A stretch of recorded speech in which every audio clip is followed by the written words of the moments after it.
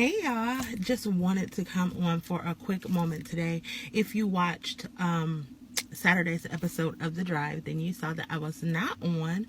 Football season has made it necessary that we change the time for The Drive. We didn't have enough time to let you guys know, so Kat went on. She did an amazing job with an awesome topic, but I was not there. So I just wanted to give a little bit of follow-up to the conversation that Kat had with you guys on Saturday, and to also just remind you that from now on, it'll be Saturday mornings at 9:30 a.m. Eastern time that will be on for The Drive. So we look forward to having more topics, more seriousness, more shenanigans at that time on Saturdays, and we'll see what happens after football season, high school football season. So if you watch The Drive, then you know that Kat's topic was the work of art and the work of process. Is that what it was? A work of art or a work of process or work of progress? Okay, so anyway, that was the topic, and Kat was talking about how it's perfectly possible and how in most cases it's even necessary that you be a work of art and a work in progress at the same time, just knowing that that's possible and what exactly that means. So if you didn't watch it, make sure you go back and take a look at episode 5. I just kind of want to hit on a few of the points, and I got some notes here. So and thank you, Danielle. She gave me this, strong is the new pretty. It's backwards for you. But anyways, talking about it being possible and almost necessary in most cases to be a work of art and a work in progress at the same time. Kat had 3 points that she wanted to make that just a little bit easier. One point that she had was that you need to forgive yourself. Forgive the fact that you may not be perfect and that you're just a work in progress, and that means that there are going to be errors and there are going to be some times where you may not be moving perfectly, but as long as you learn from those mistakes and errors, then that is how you become a masterpiece or work of art. Number 2 was to look back over your accomplishments in your striving for your goals and what it is that you're trying to do. You don't want to forget to look at the things that you've already accomplished, because I guarantee you've done some amazing things. So you just want to remember that as you strive to your goals. And 3 was to be present and to operate in gratitude, being thankful for the things that you have today and for the moves that you've made so far, as well as for the moves that you're going to make in the future. So it's just all about operating in gratitude. So those were Kat's points about that. I kind of wanted to talk the same thing about things that I identified in my life that makes me currently sometimes forget that I'm still a work in progress and that I'm not going to be perfect. I keep wanting to say process, but anyway. Realizing that I don't have to be perfect 100% of the time to make the first step and to get started. So for me, I would always be waiting for perfection. I wanted to wait until I got this down. I'm going to wait until I get this down before I go ahead and put it out there for the world to see. I'm going to wait for this to be perfect. And ultimately, I had to realize, one, that's an unrealistic expectation that I was setting for myself. So all of this really goes back to, I think it was episode 3 or 4, where we talked about the fear of success and the fear of failure, and how this kind of ties into that fear of failure for me. Again, waiting for that perfection that was unrealistic for me to achieve. And also it created a negative thought pattern regarding growth for me, that whole waiting for perfection. Everything that I did, all I saw was that it wasn't perfect. I never saw progression. I never saw growth. And then once I sat back, and I've one of those people who have to kind of write everything down. And once I started to write down like the things that I had accomplished, it was kind of like, whoa, so these are all things that I decided to get started, even though they were not perfect, even though they may not have been 100% ready for the world. But I even learned how to perfect those things through the errors that I made throughout the process. So even embracing, just moving forward and not expecting perfection, and just knowing that moving forward is a form of progression as long as you're learning from the errors that happen. Also for me, there was an issue of comparison.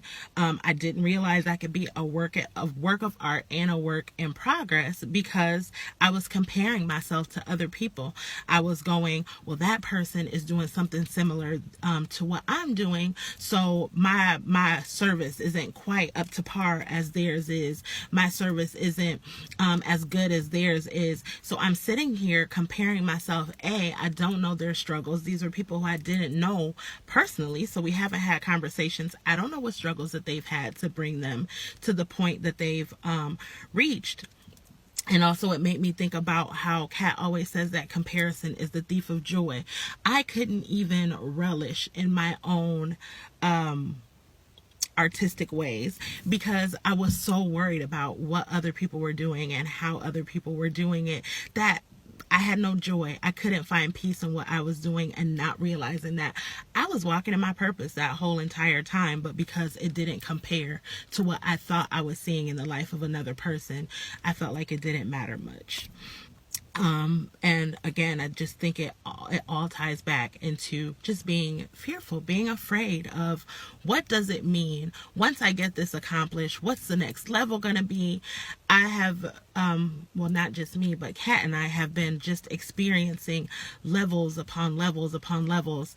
And we kind of look back on it and go, we didn't realize it, but we were kind of expecting this to happen, expecting great things to happen. And once we let go of the idea of perfection, once we stopped comparing ourselves and our businesses and our business together to other ones that we saw that may be functioning in a similar kind of way, it gave us the ability to focus in on what we were doing to walk in our purpose and to make sure that we were doing exactly what we're supposed to be doing. And we are, which is super awesome.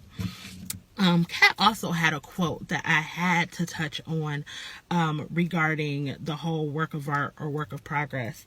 And she said, we can't love ourselves and hate the experiences that shaped us.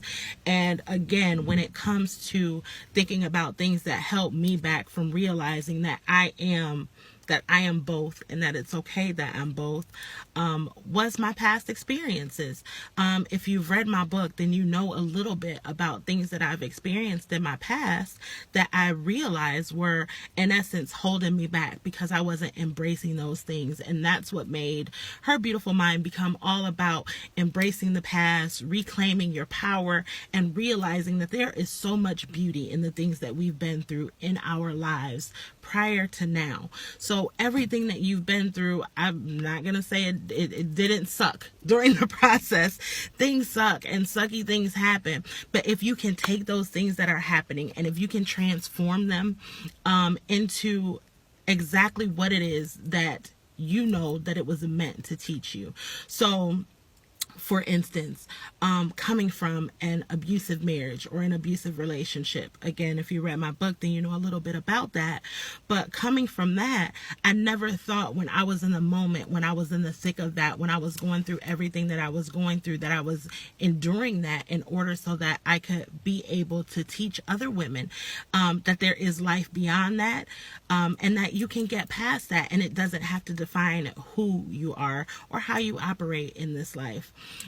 Even as it pertains to growing up, I was a teen mom. I was 15 years old when I had my son and went through so much stuff just being a young mother and a single mother. And to know that those experiences are the reason that I formed the coalition, and those lessons are the tools. What I learned are the tools that I teach to other women, to teach them that there is life beyond that. There is life beyond overcoming. So when you consider whether or not you can be a work of art and a work in progress at the same time, you absolutely can, because you are beautiful just the way that you are.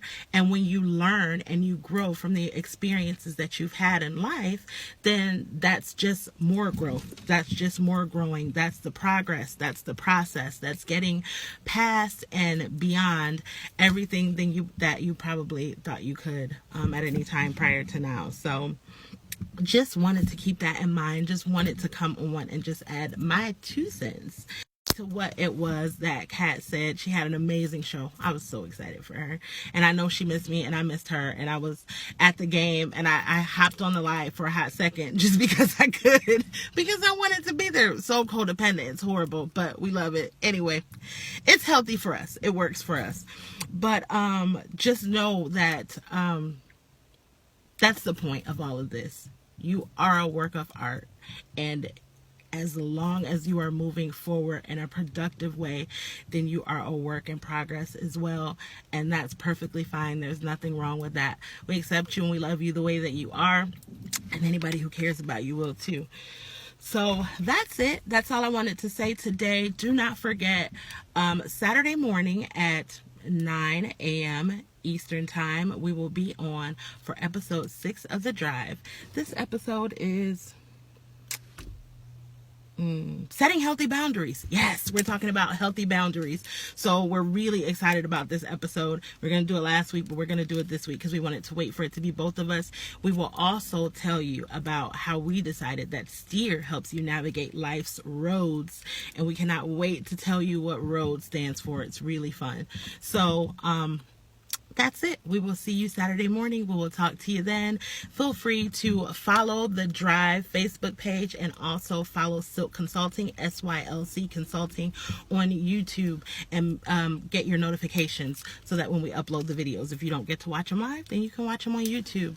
So thank you guys so much. We really love and appreciate the reception that we've gotten with the Drive Talk Show. It's still a work in process, but we are having so much fun learning about you guys and to have you guys learn about us. So it's really fun. Make sure you join us.